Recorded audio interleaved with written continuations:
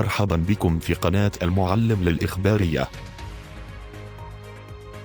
صرح وزير الداخلية الهادي مجذوب خلال زيارته لولاية جندوبة بأنه سيشرع في صرف الزيادات في أجور الأمنيين يوم غر جويلية المقبل، وأنه قد تم إعداد مشروع متكامل لتحسين الوضع المادي للأمنيين.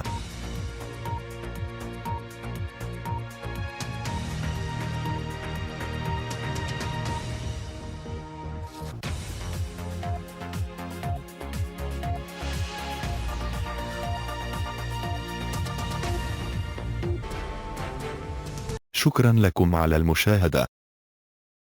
صديقي المشاهد، للتواصل معنا نرجو الاشتراك على قناتنا.